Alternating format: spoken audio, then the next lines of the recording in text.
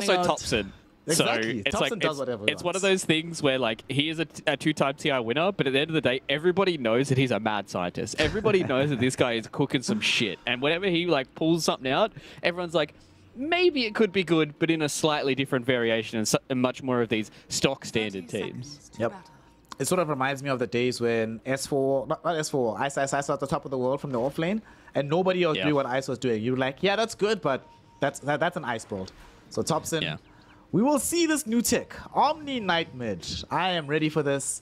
Let's go. Personally, I will be very glad if this becomes meta. Then my mid laners can stop crying for regen. Bro, heal yourself. It'll be okay. Just play Omni, bro. Exactly. I think a big thing, I'm just having a look at Omni stats, because I haven't seen nor played this hero in a very long time. He gets 50 base damage at level 10. Yeah. It's a very good talent. The level 10 talent is very good. Yeah. It just so happened that when you play him support, like the H Grace talent is just so much better. Because if you get the duration talent on the H Grace, you have literally 100% uptime at level 4 on the H Grace. It's super, super good. Yeah, that's kind of crazy. So I'm interested to see how Thompson does play this with his build, as well as his item, as well as his talent. So kind of exactly what I expected. You're just going to hammer a Purity Chuen off cooldown. It is only 40 mana, so you can just constantly spam it, and it just means that Chuen has to be careful about his HP because his Resonant Pulse does not block it. And he will constantly just cop that damage as well. And I'm pretty sure his shard means that he heals off it as well. He does, yeah. Yeah, so his shard means that he heals with 30% of the damage dealt every 6 seconds. His next attack will fire a Hammer of Purity. So he's going to do a lot of damage, man. A lot of damage and sustain, because that auto hit heals you as well, that you come back from it. Yeah. So it's good stuff. We'll see how this goes in this mid lane. Very curious to see what kind of tech they're cooking up here from the side of OG. I mean, Chuen is just going to be like, well, boys, I dumpstered the last game. That's not going to happen this time around. Like, this lane is going to be much, much slower. That being said, though, unlike when you guys playing Void Spirit, Thompson has far fewer capabilities of making big rotations on the map. So these side lanes cannot go poorly here, Fluke. They have to be successful. So far, so good, though. This top lane is okay. It feels like kill potential into them is hard from top. Kill potential middle is pretty much non-existent until you get level 6 for Chuen. And then, of course, kill potential bottom is there, but only realistically onto this Phoenix if he messes up. So, does feel like a much better game for OG in terms of the laning phase at the very least. Yeah, I definitely think that OG have much better lanes this time around, and I think they have much better mid-game as well. Like, the Ursa this game has a really, really good game. He has to be careful of the Stampede, though. That can be one issue, but depending on what Seb wants to build, they can do a lot of work, and you might get a kill here on a Charlie. Yeah, they're going for Charlie, and Seb is actually the one to find that first blood. You're talking about better lanes. This is even better, getting the kill onto the big Terrorblade. And if you depress CB, that means that Alchemist already having a much better game than Alliance. They picked this CB, assuming this Alchemist was going to be a carry. Down bottom, Ponlo and the boys do manage to bring down Kitrak. Although Ponlo dies first, so Kitrak still gets some experience and gold out of this. S4 catching the lion's share of the XP, but could also end up dead. No, he should be fine. There's no boots on no one, so you can't run him down just yet. Yeah, no one's kind of okay with that. He gets a little bit of AoE experience, gets to be involved at the bottom while he's kind of just sitting back and last, hitting 14 and 2 here on the Ursa. And I think the Ursa, in comparison to the Lifesteal this time around, if he has a very, very good start, the thing is, like, when you're playing up against Underlord, he's one of those heroes that's just going to naturally farm off the back of Firestorm. Whereas the Centaur is not one of those heroes. So you have to be careful if you are Alliance here. Speaking of being careful, Ponlo getting ran down, should tick out to the Fire Spirits down bottom. At the same time, they ended up losing Hanskin up top. So OG capitalizing on their better lanes by securing multiple kills all across the map, increasing their farm output early on. And it's kind of crazy to me how different a game can look with just slightly better lanes. Because now you have this Alchemist who is really, really farmed with the 14 CS with the inherent Grievous Greed. He can contest the lane due to the change in his optimization with his levels. They actually might kill Charlie in this top lane. Bottom, no one was in danger. And Charlie, they will not be able to find the stun onto him. He stays alive. Seb somewhat low on the HP, but they should still be overall happy with how things are going on the side of OG. Oh yeah, they're pogging out right now. This is a very, very good start for them. 4-1. they're able to get a lot of experience on their heroes that need experience. And that's a big thing for this draft from OG is they need a lot of levels on a lot of their heroes. And the fact that Seb's doing really well top 19-2 against the 20-4. I mean, you're happy if this is an offlane Alchemist, right? Like you can always just give him a little bit of the extra space. The fact that Thompson is not one of these super greedy heroes as well means that there's going to be a lot of space for Alchemists to be able to farm with. There's a lot of space in general now in this patch to farm with, and as long as the rest of these lanes are going okay or even, then they're still going to have ways of being able to team fight in the mid game. Whereas Alliance, like, they only really have Terrorblade as their big kind of late game carry. I'm in the same boat as you. I don't think I'm super sold on this Void Spirit right now, especially with the builds that I'm seeing. So maybe this might be something where we're looking at this Void Spirit to have a better game. Oh no, S4 in the gang. They bring down no one at the bottom lane. I'm kind of surprised the Ursa died there. But they didn't have access to the Sunray on the Phoenix, so they didn't have any heal to pump into the bear. So they do get that kill. And in this mid lane, one of the big things we shall see from this game, or just in general, we're going to see all these Void Spirits go Bracer, as he is now a universal hero. So this just feels very good, getting both damage as well as a bunch of tank ability. But surprisingly, it's Thompson Fluke that's winning this mid lane. He's 30-8 on the Zombie Knight, man. It's pretty easy to abuse Purification in this kind of matchup as well, especially when the Void Spirit wants to try and trade with you physically. You can just drop Purification, goes through Shield, and now Seb gets another kill. Oof. Damn. Actually, Charlie might die, dude. Charlie's in danger. Unstable concoction in 1 second by Seb. Seb throws it forward. Oh, they don't have the damage. They don't have the damage. He didn't channel it up long enough. Didn't want to put his life in danger by trying to close the gap and then stunning himself. Still though, they force a meta usage out of Charlie just so he can farm safely at the back end. DD Thompson. And DD Thompson running down Chuan. They actually kill him off. Dude, even without Degen Aura, that was removed. But they still have some way to slow him up enough to get the kill. Shout out to Kitrak for making the rotation with the Fire Spirits. This is big news. Alliance on the back foot in multiple lanes right now. They've actually gotten killed in every single lane at this point in time. Yeah, they're doing a really, really good job at just starting out a little bit better in this game number 2. So not the end of the day just yet. Still have to try and get through this game. And as we've said in previous games, fighting is very, very important in the mid game. So they're starting out perfectly. And Chuan, he's in trouble again. No, he's getting jumped on once more. He still doesn't have access to level 6, so he has no way to get himself out of this. Kitrak credited with the kill with the Fire Spirits. Oh boy. Thompson is now level 7 versus the level 5 Void Spirit. Damn. You were mentioning it as soon as we saw the draft unfold that if there's anybody that knows how to deal with the mid Void Spirit, it's gonna be Thompson. And so far so good. Unfortunately though, no one is not having as good a time as he suffers his second death of the game down in this bottom lane. Yeah, they did this quite a lot for OG. They kind of leave no one on an island. Charlie. Top. Dead. He's dead. He's dead. He's dead. He's dead.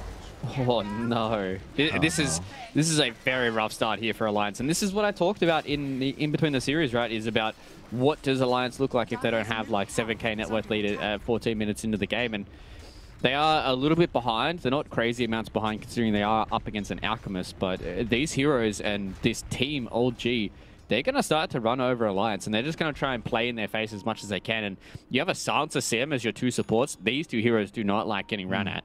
And especially with you having a TB who needs to sit back and farm as much as he possibly can, it's going to be hard for you to make these moves, much like game number 1 for OG. Seb is dead. Seb is dead. Bye, my friend. I've always admired you, Seb. I think you're a great guy. Unfortunately, you're giving away gold to Charlie right now. There is one frustration, though, with how things have been going for OG. Yes, they've been able to do a really good job middle. They've gotten a ton of net worth into Seb. But they have found nothing for no one. No one. Bottom of all the cores in net worth. He can't actually play his own lane anymore. Doesn't even have the first item to start progressing into the Battle Fury. This game, not the easiest in the world for him. And they're bringing down supports down bottom, as well as Thompson. But they have Stampede if they want to utilize it. Thompson, regrettably, you're playing Omni, so you don't have any hard disable. You show up with the Hammer of Purity, they don't really care. They just walk away from you. And that's especially the Vanguard. 2 TPs, because also Seb brought down bottom.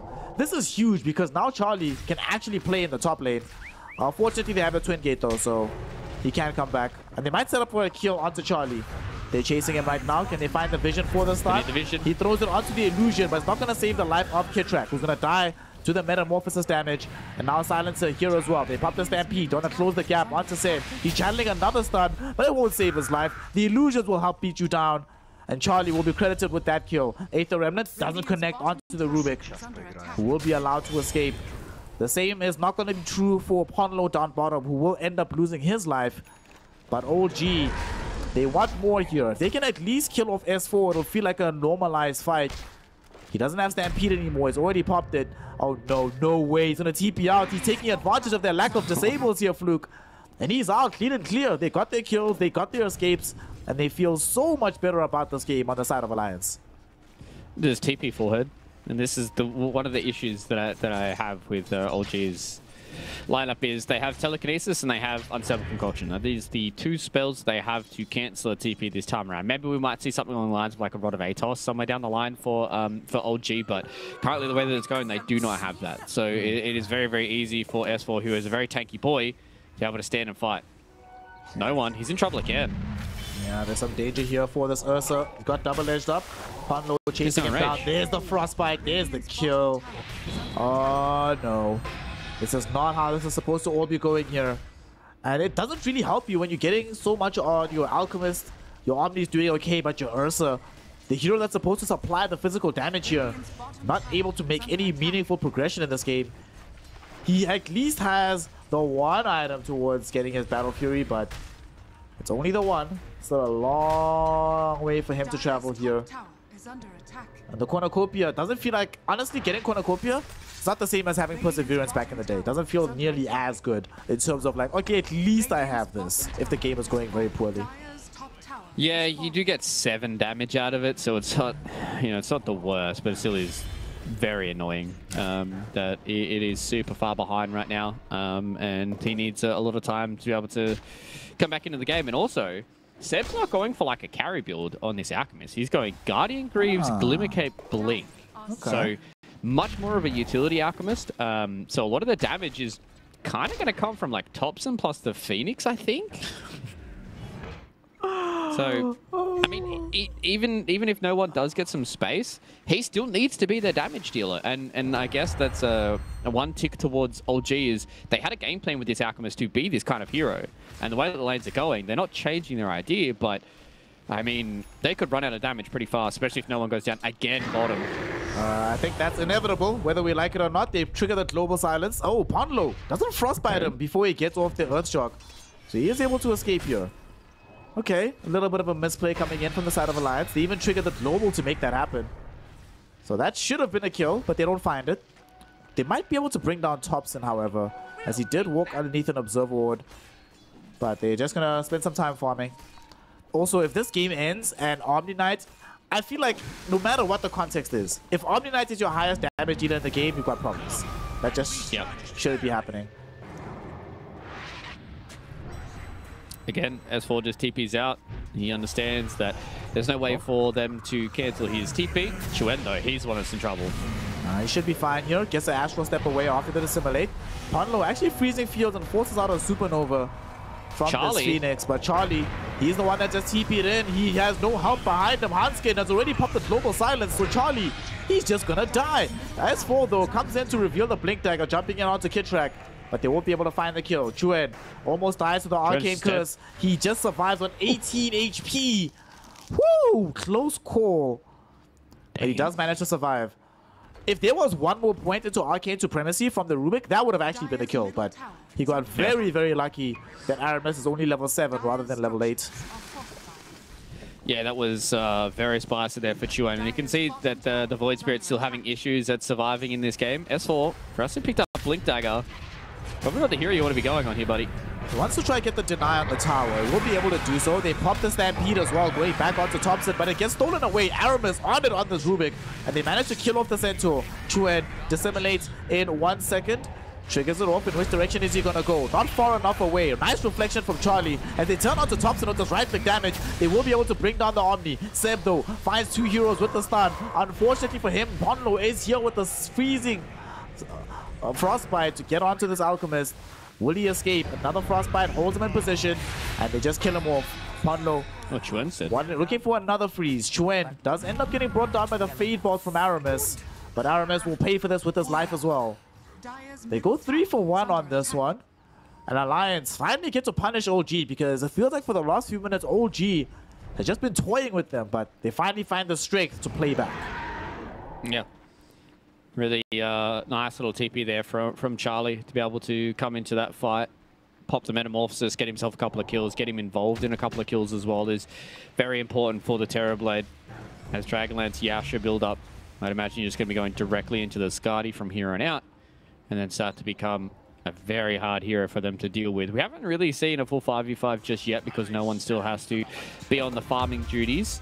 So that's to try and get himself towards the Battle Fury, which is only about 300 gold away. So it's not the worst time Battle Fury, considering his lane. I think that's the biggest thing, is his lane went abysmally. And he's still able to come out with like a 14, 15-minute Battle Fury. So it's not the end of the world for the Ursa in a game that feels like it's going to be a pretty good Ursa game. So I'm excited to see whether or not it will turn out that way, especially with this kind of like utility support Alchemist behind him. He's going to have a lot of these good auras early on in a game like this. Rough game for this Ursa, but like you say, he is recovering. Also, rough game for Chuen on this Void Spirit. 2 games in a row now that we've seen difficulty emerging for the Void Spirit. In the previous game, Thompson did decide to angle towards getting himself a Dagon, I believe, at some point in the game, as he was building into it. I think he went first item Dagon. Yeah, your Dagon, Kaya, Aghanim Scepter, right? Very different build from Chuen. He's going right now for Echo Saber first. Is there any possibility, Fluke, any possibility that we're going to see a young Harpoon come in from this Void Spirit? Potentially. Maybe. Do I hate it? That's the question. I don't know. We'll have to wait and see. You know, obviously being a universal hero, it means that it opens up a lot of these item builds for something like a Void Spirit, because you don't care what stats you get, really. You just want to make sure that the items that you are building are useful for your scenario. And I do like the Echo Saber build. It gives you a lot of slow on Astral Step, but you're playing into an Alchemist and Omni Knight heroes that are able to purge off a lot of those slows. Top lane. Chuen, if he can find this fight, there's a lot more gold incoming. They get the global silence off. Thompson able to get it off with the early H-Grace, but unfortunately Ponlo, perfect positioning for the freezing field. He will be able to escape away from this Ursa. No one does eventually kill him off. And S4, because they couldn't kill Thompson, Thompson brings him down instead. Great counterplay option coming in from OG. And now they're stacking up for the Roshan. It's on the dire side. 3 minutes until he goes back towards bottom. So ample opportunity for the side of OG to take him down. Even getting some minus armor off of this acid spray. Phenomenal fight from OG. And a lot of this off the back of this Thompson hero just being unkillable in the middle of that fight, but they jump in. Oh no! Will they be able to get this? No. Chuen, look for the steal. Unfortunately, won't be able to find it. Hanskin also found a very nice Arcane Curse. But regrettably, OG a little bit too strong right now. As they get the Aegis, they get the kill onto Chuen, and they still get to maintain pressure and control of the map right now. Yeah, that was a nice little play. I'm not quite sure if it was the right play, but it was a good job, especially if they're able to steal it. I think if they're able to get like a kill plus steal it, I think that would be a really big play coming in from Alliance. They know that they're behind right now and they need to try and do anything they can to get back into this game, but you can just see the issues that they're having with damage is they just don't have the amount of damage to deal with the Ursa, they don't have the amount of damage to deal with the Omni Knight. The fact that Thompson was able to get off the Global Silence with the Heavenly Grace onto his Rubik is kind of big. So OG, they're playing really well here in this game number 2. We're going to have some 2 kills happening all across the map. Silencer dies top, courtesy of some Observer wards being dropped down by the side of OG, in particular Kitrak. Unfortunately for them, Alchemist also dies, and now no one. He's in an awkward place. He does still have an Aegis, but he doesn't have a BKB for the second life. So if they can kill him the first time around, life gets difficult. Thompson will delay that happening though, but there's no way they keep him alive. At least once, maybe twice though. As Thompson is eating some right-click damage from this Metamorphosis Terrorblade. Nice little Sunray coming in from Kitrak with the lift back. Sunder will ensure that this Terrorblade stays alive and they turn around and kill off Thompson. The Supernova, how many heroes will it stun? It only stuns the TB. Global Silence, they can't follow up on that stun. They get 2 heroes inside the Arcane Curse. The Eul Scepter will be nice, but it only sets Kitrak up to be caught in by the Void Spirit. Somehow though, the Rubik is still up, and Seb finds 3 heroes with the Unstable Concoction. Enables no one to find himself a double kill. His team to clean up 4. And Alliance have to run with their tail between their legs. What a turnaround from the offlane Alchemist. Yeah, Alliance, they're running into some issues now with their team fighting, right? They just don't have the damage that they need to be able to convert onto these heroes. Thompson's doing a really, really good job at making sure that he is a very scary hero in these fights. That fight probably went a little differently if no one didn't have the Aegis. Obviously, you can see how kited he gets in some of these fights, but Egg gets popped, Heavenly Grace gets popped onto some of these heroes, and it's very, very hard for Alliance to fight. You know, Chuen, he needs to be in the middle of these fights, but he really doesn't want to be anywhere close to the Ursa or the Omni Knight. And then even if Seb was alive for that fight as well, that means they would have had a few more of these auras floating around, but they just didn't have those in that fight. And you can just see there's a lot of card ability coming in from Alliance with their heroes, but they're just lacking on the damage front right now, and Alliance are trying to fight their way back into this, but it's hard to get kills. Speaking of kills, one ends up happening onto Ponlo. As we come back into reality, we just saw OG showing off their execution a little bit in that prior fight. Now they have to try and get the... Oh, they're actually just going to steal the Joey Tormentor.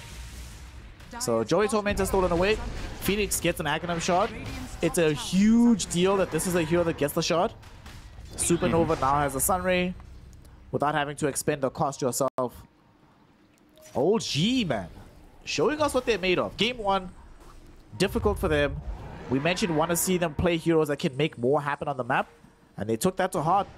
And they're certainly making it all happen. And somehow Thompson still doing really well on this Omni Knight. They just quickly bring down the Silencer. Dead in a blink of an eye. They're also going to look for Chuen. Dissimulates away. Does have Astral Step charges. Yules up into the air thanks to Kitrak.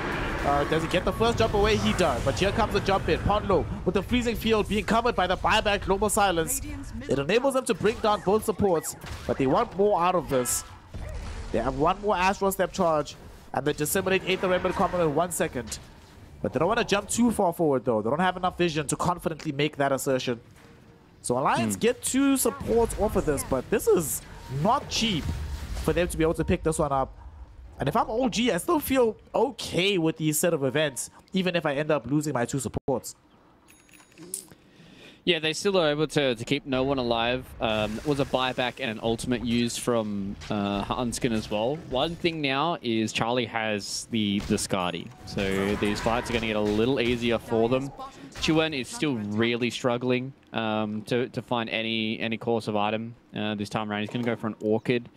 Maybe I feel like he should just try and go like BKB or something like that and tank up a little bit. Maybe along the lines of like an Aghanim Scepter would have been nice as well. I think it's relatively similar. Oh, speaking of Chuen, okay. I thought there was more heroes around him. I think it's relatively similar cost. I know Orchid is very, very cheap right now. Yeah, 3.4k, so what? You spend an extra 800 gold and you get yourself like an AoE silence that tanks you up a little bit. Yeah. I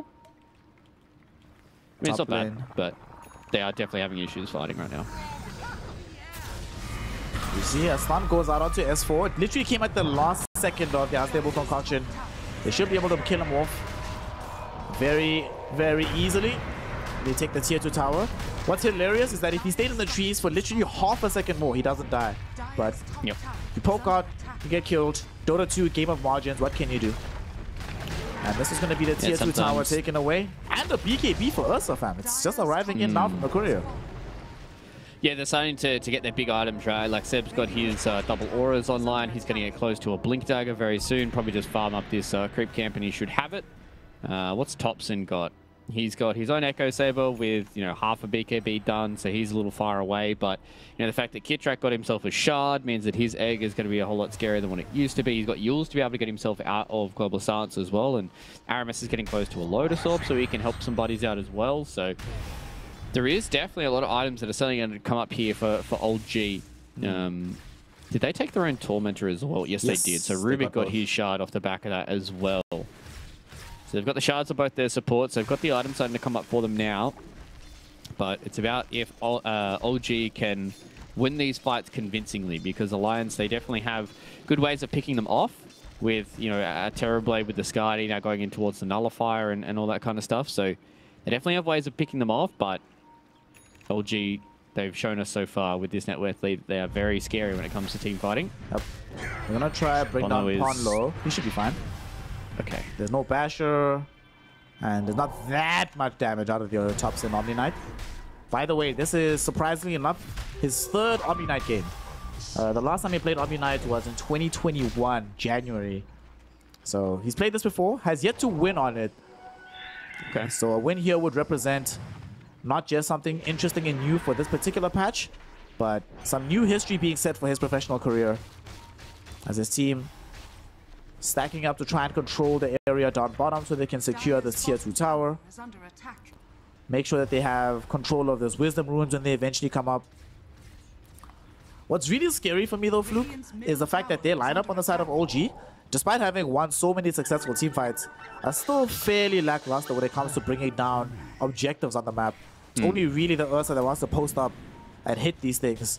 So that means that Alliance gets bought artificially quite a bit of time. Even though they're behind in net worth, behind in fighting capability right now, it still feels hard for OG to press on them and actually end the game before these heroes get more net worth and allow them to maybe fight back. Yeah, it's kind of the same story that I was telling for OG in Game War 1, right? Like, all it takes is a couple of good team fights and Alliance are going to be able to take a lot of these objectives, and that's why I think that you can see that they don't feel too pressured right now. Charlie's well ahead when it comes to where his Terrorblade needs to be in this game, and he's ahead of the Ursa as well, so as long as he is starting to get towards the critical mass of items for this Terrorblade, then they can start to win these fights and pull off the back of that. Like, Chuan eventually will get his items. Like, he's got the Orchid now. So in some of these fights, you can definitely try and pick off some of these supports. You know, once the Phoenix uses off the Global Silence, you can go in towards the back with his Orchid, be able to catch out the Phoenix before the egg. And that's a lot of their team fight kind of gone, right? Like, once the egg's out for OG, then there's not really much they have in the way of team fighting, and I think Alliance understand that, and that's really going to be Chuan's job this time around. Find and assassinate the Phoenix. Yep. Ursa's going to get kited by the Skadi. They've got Stampede as well. Alk doesn't do any damage. Omni doesn't really do that much damage either.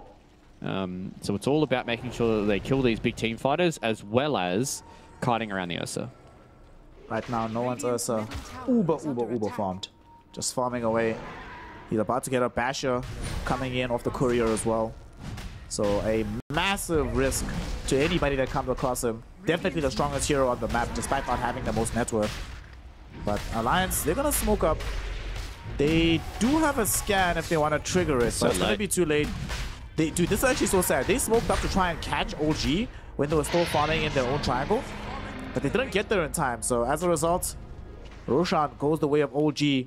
But they still want to fight here for Alliance. Maybe hoping for a pick-off or two on the back end. This Alchemist, he is kind of isolated here. So if they jump in, they can potentially kill him. S4 will make the decision. They commit onto Sim. And they will be able to break down the Alch. Well, at least he can tell his team, boys, space. I know where they are. I found them. I know where they're at. But he does end up dying and giving away some intelligence and gold over towards Alliance. Yeah, it seems like they still want to fight, though. No one has come top. Another 35 seconds until Seb is back alive and ready. Is this really a fight that you want to take here for OG? They don't have Kitrak. He's at the bottom side of the map. Does not have a TP. Can go towards the Twin Gate. But Twin Gating behind Alliance right now can be a bit spicy for a support. No really great spells by the seems. Lubric. Yeah, I think they're going to deny the tower. It isn't deny range right now.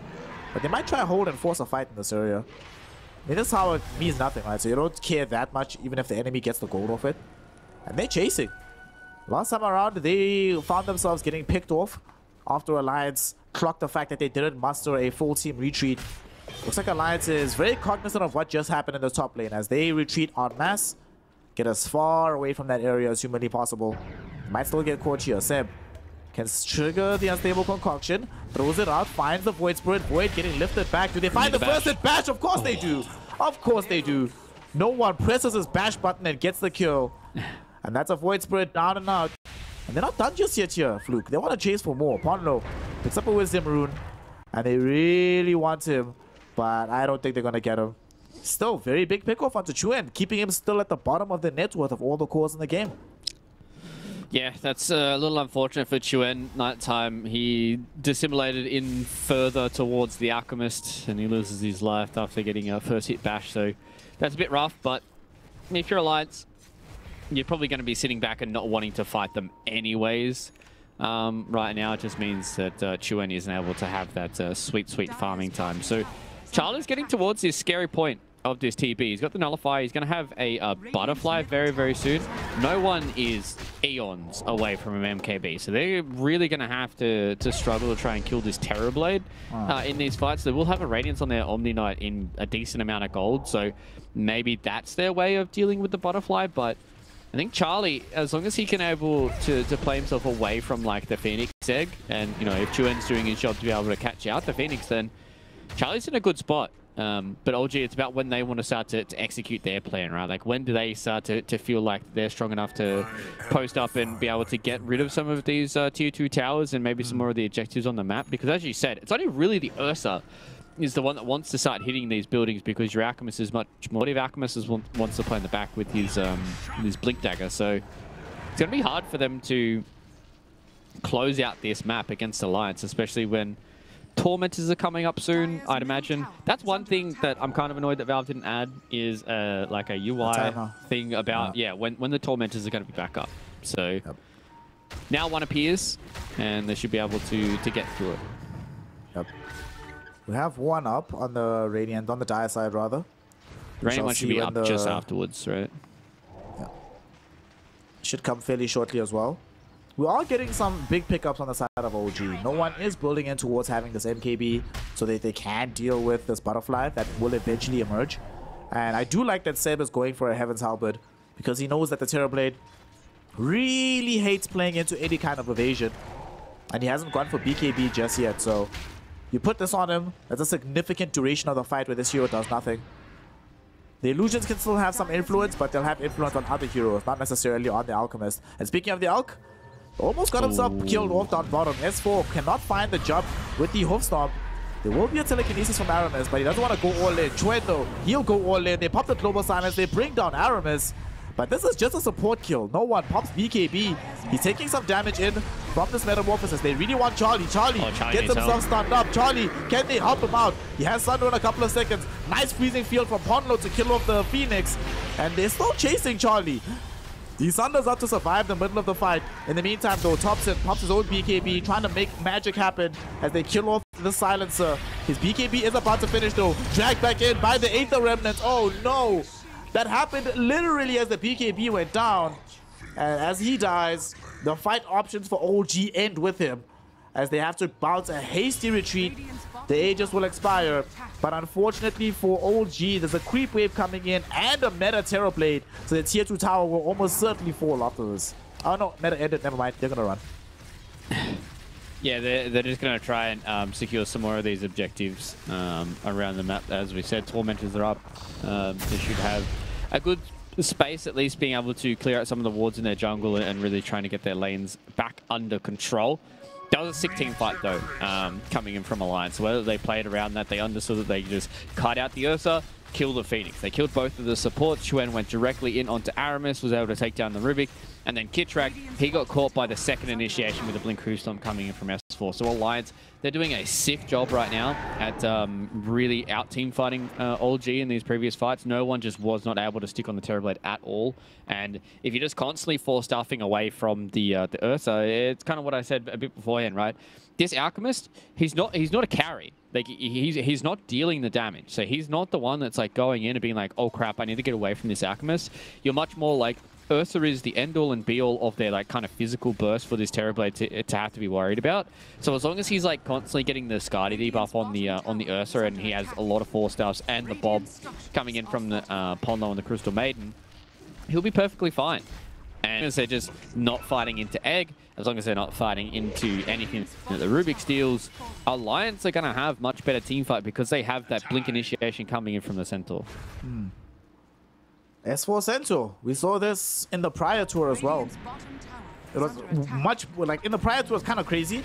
Almost all the games they'd win would come off of that hero. But now Charlie pushing in here, will he be able to get himself out? The stun will be there from the Unstable Concoction. And they just blink onto Pondo. They can't kill him off just yet. Charlie got lifted back, but they did not have the lockdown. This has been a persistent problem of their draft, and you mentioned at the beginning of this game, OG just really struggle with holding these heroes in position long enough for the damage to come out. Alliance exploit that. by putting some pressure on the tower and then just getting out scot-free. Yeah, they're able to keep Charlie alive outside of that initiation. I thought maybe they might be able to catch the Terrorblade, but they still have the Global Silence available. They still have the Sunder, they still have the Stampede, they still have all their 4-stars available. So Alliance, again, doing a really, really good job with just forcing things out of Old G, forcing them to fight them when they don't really want to. They do have the MKB up now on no one, so he is a scary hero for Charlie to deal with. But knowing that there is no egg available, they can walk up the high ground here, and Charlie is going to get himself the first tier 3 of the game. They're coming in with a smoke though on the side of OG. They want to try and counter this. Oh Big jump onto Kid Track. He's already gone. No one jumped into the fight, but this is a dangerous place to be for the Ursa. He has to pop this BKB just to mostly run away. Only got like 3 or 4 right clicks out. Everybody on Alliance mostly on max HP. They did pop Stampede though to make sure that they could get away from the buyback of the Kid Track Phoenix. I mean, you still take this. Buyback committed. You kill this Phoenix again. Suddenly there will be no egg no matter what for some substantial portion of time. So Alliance don't really feel hard done by not getting more out of that fight. I think they're decent, but at the same time, look top, bro. They got a very massive push going for the side of OG. Man, I really wish that this Alchemist had a bit more damage to his name. Because Thompson certainly he just can't be that hero. It's an Omni Knight, right? You don't expect that from an Omni Knight. But right now it's feeling like no one has to expend so much of his BKB just getting close to the fight. He can't use it to buy space and time and have someone else deal damage. Just a hard game for OG at this point in time in terms of their decision making and execution in the team fights. Yeah, it is like, I like the build coming in from Seb, the fact that he's able to hit these timings at much faster times than a lot of the other offlaners are, but you can just see the issues that they have, right? With the fact that Ursa is kind of their end-all be-all damage, and this TB is very good at kiting him out, and it's hard for them to commit into these fights because they just don't have the right kind of heroes to be able to keep people in place for the Ursa. So that's why, you know, I did really like the final couple of bans coming out from both of these two teams for OG and Alliance. I think they both would have loved to have had Puck. Maybe it would have been nicer to see like Thompson have like an Invoker to be able to enable their Ursa if they want to go for this kind of insane buff up strat. Maybe the lane might not have been too good into the Void Spirit, but haven't really seen the power of this Thompson Omni Knight just yet. I haven't really just seen him, you know, run down somebody and just burst them with a lot of damage that he comes from Hammer of Purity as well as his Shard. The genius of Thompson will eventually come. We will see the rationale. I mean, he won his lane against the Void Spirit and was performing admirably in the earlier portions of the mid game, but the later we scale, the easier the game has become for Alliance as they're coming in for another fight right now. Underneath the cover of the smoke, what can they find? Oh no, worst case scenario, they found Thompson. They didn't stun him up with the Aether Remnant though, so he does get off his BKB. Alliance have already popped the Stampede as well. Poundlow trying to run himself away, but Thompson's BKB is running low, so he might find himself frostbitten up. No one, his BKB is already finished. Aether Remnant will drag him back into position. There's the Global Silence with some more right clicks from the Terrorblade. They've gotten themselves the kill. S4, he starts out this Rubik, who stole the Stampede, pops it to try and get Thompson away from the fight, but even Thompson dies to the output of Chuen. A double kill for the Void Spirit, and S4 not done just yet. He wanted to jump forward, but they have bigger fish to fry. The big man is available. A Roche with the cheese and a refresher shot is theirs for the taking. And Fluke, despite the decent early mid-game for the side of OG, Alliance is back on it right now. And Charlie, yet again, is the strongest hero on the map by quite some distance, with almost 30k in net worth at the 38-minute mark. Yeah, I think Alliance understand that they've hit this nice timing with the items that they have. They have like this Lincoln Sphere out on Chuen, so it means that the Terrorblade is going to be harder to catch. And the fact that he has like, you know, this Nullifier plus the Butterfly is very hard for them to fight into the TB. So I like that Alliance are just go, go, go. Whenever they have their spells available to them, they are more than happy to fight. And again, no one, he's just having so many issues at utilizing his BKB. He ran directly at Charlie with his BKB, but didn't get a bash, wasn't able to stay on top of him, and he just gets kited out. And he knows that as soon as his BKB starts to wear thin, that it is too hard for him to stay in these fights because he's going to get frostbitten, he's going to get hoof stomped, he's going to get, you know, dash through with the Astral Step. Like, there is a lot of spells that make this Ursa's life hell, and albeit it is a very good carry-to-carry matchup for the Ursa, he just has issues with the rest of the team fight because he doesn't really have anybody else that wants to go in and fight with him. The fact that, you know, Topson does have his own Blink Dagger, but he just isn't able to get on top of people. He doesn't really have like a Radiance or anything like that to be able to sit in this fight and burn people down. He does have the Cloak of Flames, but they are really reliant on Ursa finding somebody and catching them. But with Alliance being on the front foot, it's all too hard for OG to be able to find a good initiation for themselves because Alliance are the ones that are like blink who stomping somebody and starting the fight with Global Silence. The game also gets much harder for the side of OG because they have double Nullifier, fam. They got one on the Void Spirit as well. So two Nullifiers, which means that Heavenly Grace will not offer you any reasonable amount of protection. They don't even have a 4-star, but the Yules from Kid Track won't protect them either. And they're actually jumping in for a fight. Charlie doesn't have a Blink Dagger. Chuen, though, does have initiation. Oh, no. Seb. He jumps in. They get the Lincoln stun, but he needed to just pop something lest he stun himself. But unfortunately, Charlie there with the Terror Wave. S4 follows up with the stun onto Topson. They don't have the additional stun though, so they do get up the Supernova from this Phoenix as well as the ultimate on the Omni Knight. Global Silence will be there from Alliance. They turn their attention back towards this Ursa. Yules up onto Kid Track, jump back in from the fight is Chuen. He really wants to bring down the Phoenix. He will manage to do so. They do kill Phoenix or the Silencer, but it might not matter for this fight. No one cannot stick onto S4 because they have the 4-stars available to keep him alive. And Topson also chasing after the Centaur, but he only finds his own death. The pursuit not worth it. Alliance well with it. And OG yet again find themselves losing 4. And this might translate into either a buyback or a straight up lost lane of racks in this bottom lane. Yeah, it is kind of crazy that Alliance have been able to fight their way back into this game. And that was looking a little spicy. Not going to lie, for that fight, I thought that they were going to get caught out. They got the egg off from Kid Track.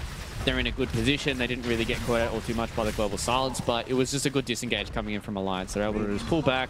They're able to get themselves into a good position where they had their TB just hitting away, doing everything they needed to with the Scardy available. And these Nullifiers, man, what a sick pickup from Alliance. It's something I didn't even really think about. I didn't think it was going to be much of an issue, but yeah, these Nullifiers were sick pickups from both Charlie and Chuen, and they are just starting to tear through these fights. Maybe they can get a good fight going their way now. They can't even kill Opondo. Seb just does not have the punching power to do so. And they're now going to turn their attention towards him. Aramis lifts himself away from the fight. Chuen will still chase him and kill him. And Seb has no such repositioning option, so he just dies. They come in with this Ursa. Cheese gets popped by Chuen to keep him alive.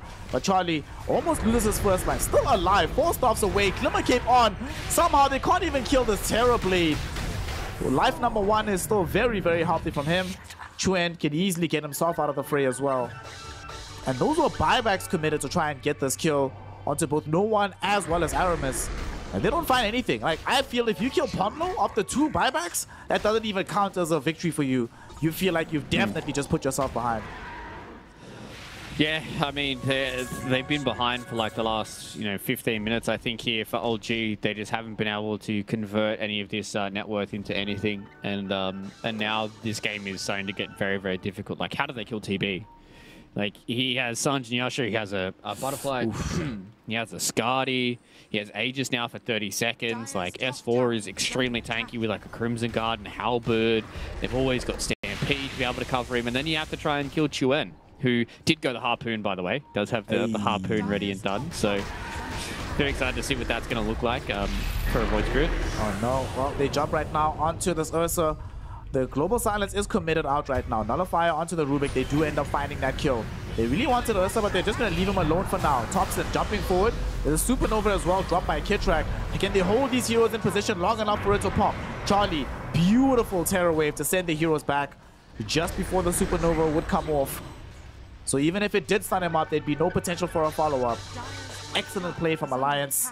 Nobody dies, even though the Aegis expires. And they're just chilling, man. Still get to maintain 2 racks advantage. Although they might wait until the game is over, but they just smoke up Fluke. They're looking for a fake back to maybe end this game immediately.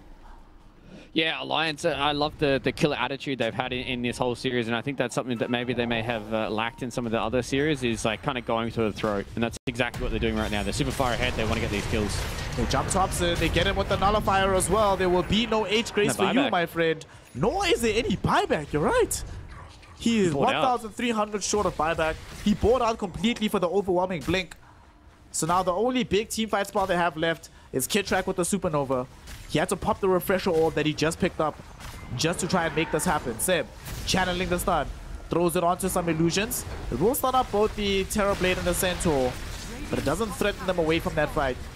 Rubik up in 3 seconds, and this might be the only time to fight. Seb jumping in, finding the stun onto TP. They can't even find the Supernova just yet. There's the Yule Scepter. It finally does come out, zoning these heroes away, but they'll stampede. Oh, they actually just kill off the Supernova like they're unconcerned whatsoever. They're jumping onto no one. Global Silence will cover their approach. He's forced to pop BKB, but there's no BKB for Aramis. As he gets jumped on, he gets rinsed down, he gets wiped out. No buyback available for him. And as soon as the BKB from no one expires, he dies as well. 2 minutes in the grave, but they won't even wait for the 2-minute timer because they just throw in the towel. GG, well played. Alliance guarantee themselves 4th place.